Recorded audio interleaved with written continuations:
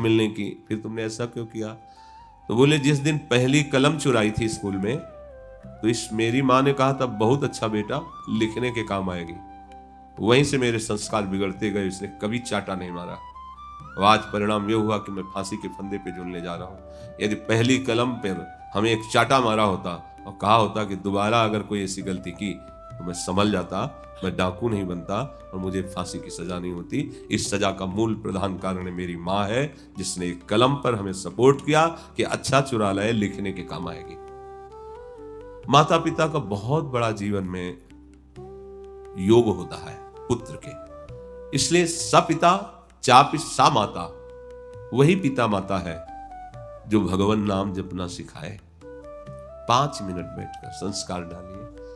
अगर 5 मिनट ही आप राधा राधा जपवा लिए ना बच्चों से, तो आप देख लेना इनका नवीन जीवन है, आगे चलकर कैसे प्रकाशित होते हैं। पक्का वो होनहार बिरवान के होत चीकने पात, अपने आप दिखाई देता है कि अब इसका जीवन किस धारा में जा रहा है।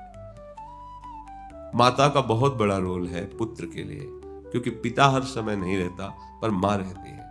अगर उसे अच्छे आचरण सिखाए जाए, अच्छी बातें बताई जाए। आप गृहस्थ में हैं, आपको केवल एक ही चिंता लगी रहती कि मेरा बेटा इतना पढ़ लिख के अफसर हो जाए, खूब रुपया कमावे, बढ़िया दुल्हन मिल जाए, मकान मिल जाए, सुखी हो जाएगा। नहीं होगा, ये सुख के साधन नहीं है।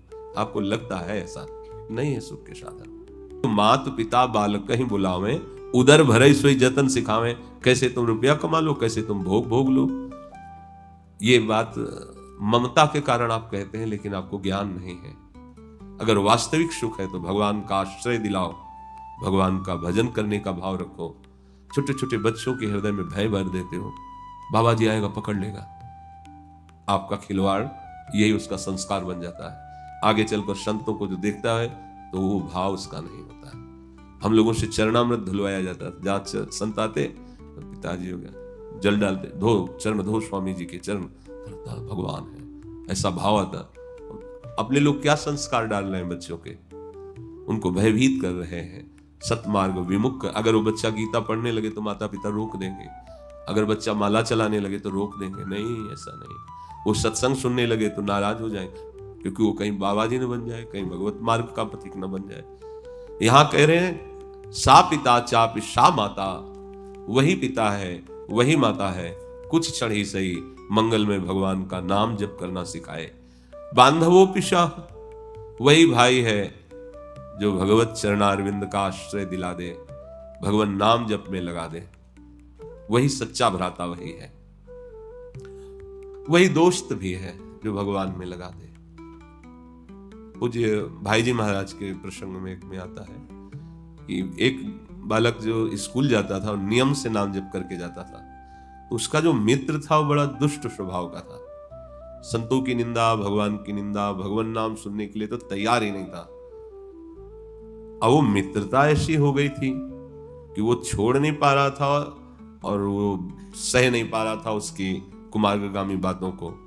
तो एक दिन उसने सच्चे हृदय से भाई जी से प्रार्थना किया, क्योंकि गीता प्रेस की जो छोटी छोटी पत्रिकाएं हैं, कल्याण है, इनको पढ़ता था वो। भाई जी आप हमारे दोस्त पर कृपा कर दो, ये नाम जप नहीं करता, ये संतों की निंदा करता, जब हम बात करते हैं तो अवहेलना करता है, हे हरि कृपा कर दो।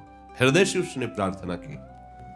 वो बिल्कुल नास्तिक था उसका मित्र। एक दिन वो सो रहा था तो स्वप्न में देखा एक बहुत सुंदर महल प्रकट हुआ और हर जगह नाम लिखा हुआ है, और बीच में देखा भाई जी महाराज खड़े हैं और भाई जी कह रहे हैं केव जीवन नष्ट कर रहा है, देख ये नाम चिदानंद महल है, इसमें आ जाएगा तो तू परम सुखी हो जाएगा, आज से तू नाम जप शुरू कर। उसने कहा हमारी कोई श्रद्धा और रुचि नहीं। तो कहा ये लो तुलसी दल नामक एक ग्रंथ भाई जी का अभी है, वो दिया, इसका स्वाध्याय करना। अंतर ध्यान लीला हो गई। जगह तो सिराने तुलसी दल ग्रंथ देखा, वो जब पढ़ा वो दृश्य हो तो शुरू हो गया नाम। अब इतना नाम और इतना पश्चाताप कि मैं अपने दोस्त को धिक्कारता था, निंदा करता था, और इस नाम में इतना 3-4 दिन हो गए, ना स्कूल गया, ना भोजन, ना किसी से मिलना, ना बात करना। उसके दोस्त को लगा कि कुछ न कुछ दंड विधान तो नहीं हो गया है, क्योंकि संत निंदा करता था। पता चला कि कई दिन से भोजन नहीं, किसी से बात नहीं करते, ये काम। वो आया मिलने। जब मिलने आया तो दौड़ करके वो ऐसे लिपट के रोने लगा, और उसने कहा, भाई हमने आपके सामने बहुत कटु वचन कहे, और आज हमारे ऊपर भगवान की कृपा हो गई, भाई जी की कृपा हो गई, हम निरंतर नाम चल रहा है। तो मित्र वही है, पर हमारे प्रवचन से नहीं परिवर्तन होता, तो हम श्री जी से प्रार्थना करेंगे, आराध्य देव से। आपका मन परिवर्तित होना चाहिए, जागतिक प्रलोभन से हटकर भगवान नाम में लगना चाहिए, तभी हमारी मित्रता सार्थक है, तभी हमारा संबंध सार्थक है। शिक्षयेत् चेत् सदा स्मर्तुं हरिर्नामैव केवलम। माता पिता गुरु बंधु मित्र इन सबको चाहिए कि अपने पुत्र, अपने मित्र, अपने संबंधी को बैठकर ये शिक्षा दें कि कुछ देर नाम जप कर लो। ये बहुत लाभदायक बात, कुछ देर ही सही, ज्यादा समय नहीं तो 5 मिनट 10 मिनट शुरुआत तो करो। नाम का जो बीज है कभी नष्ट नहीं होता, चाहे जुग जाए अनंत। नाम का बीज पड़ गया, ये कभी नष्ट नहीं होता। हाँ, कुमार्गगामी प्रवृत्तियां हैं तो उसे प्रकाशित होने में समय लगेगा, पर वो नाम आपका परम मंगल कर देगा। निश्वासे नहीं विश्वासः कदा रुद्धो भविष्यति। हे भाई, इस श्वास का कुछ विश्वास नहीं है, ये कब रुक जाए, इसलिए अभी वर्तमान की श्वास में राधा बोलो। ये मत सोचो कि ये कार्य कर लेंगे बाद में बैठ के जपेंगे, पता नहीं बाद हमारे लिए आए कि ना आए, कौन सी श्वास हमारी आखिरी हो। निश्वासे नहीं विश्वासः कदा रुद्धो भविष्यति, कब तुम्हारी श्वास रुक जाए भविष्य में, इसलिए वर्तमान में नाम जप करो। कीर्तनीय मतो बाल्यात् धरेर नामैव केवलम। हमें तो लगता है बाल्यावस्था से नाम जप करना ही चाहिए, ये एक सिद्ध सिद्धांत है। जो बाल्यावस्था से भजन में लग जाता है उसको निश्चित भगवत प्राप्ति हो जाती है, क्योंकि लंबा जीवन होता है, इधर उधर लड़खड़ाते चोट खाते, और किसी दिन मार्ग में एकदम तो फिर भाग जाएगा भगवान की तरफ, और दूसरा सहारा नहीं लिया, लड़खड़ा सकता है तो इधर उधर लड़खड़ाएगा तो संभालने वाले हरि हैं, ऐसा धक्का मारेंगे कि वो आगे बढ़ जाएगा। ये 100% पक्की बात है।